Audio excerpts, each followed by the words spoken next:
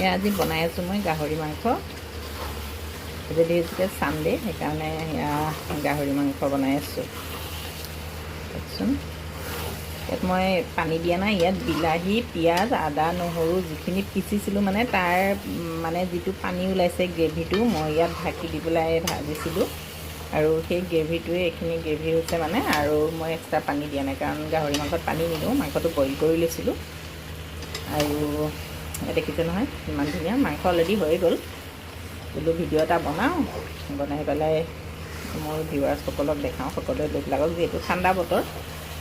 আৰু আমাৰ ফালে বতৰ ঠাণ্ডা, আপোনালোকৰ ফালে কেনেকুৱা বাৰু বতৰটো জনাবচোন দেই।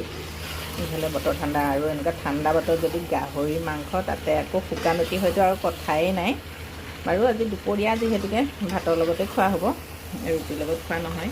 ৰুটিৰ লগত খালেতো আৰু ক'বই নালাগে, মজা লাগে। তেনেকৈ গাহৰি বনাই কোনে কোনে খায়, মই কিন্তু বনাব নাজানো। গাহৰি যিহেতুকে নাখাওঁ, মই সৰুৰ পৰাই নাখাওঁ।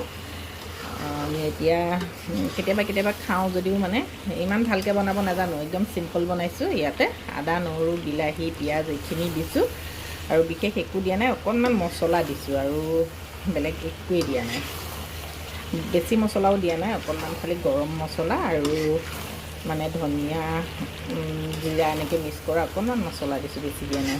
তেতিয়া আজি এয়া মাংস ৰেডি। আৰু কাৰোবাৰ খাবলৈ যদি মন থাকে এনেকৈ গাহৰি মাংস, তেনেহ'লে আমাৰ ঘৰলৈ আহিব। মই কিন্তু বনাই বহুত ভাল পাওঁ আৰু বেলেগক খুৱাই ভাল পাওঁ। নিজে খাই ইমান ভাল নাপাওঁ, কিন্তু মানে বেলেগক খুৱাই আৰু বনাই বহুত ভাল পাওঁ। গতিকে আজিলৈ ভিডিঅ'টো ইমানেই আছিলে। ভাল লাগে যদি এটা লাইক কমেণ্ট শ্বেয়াৰ কৰিব, ধন্যবাদ। আৰু যিসকলে মোৰ ভিডিঅ' চাই আছে, যদি মোক ফ'ল' কৰা নাই তেনেহ'লে মোৰ পেজটো ফ'ল' কৰি ল'ব দেই, ধন্যবাদ।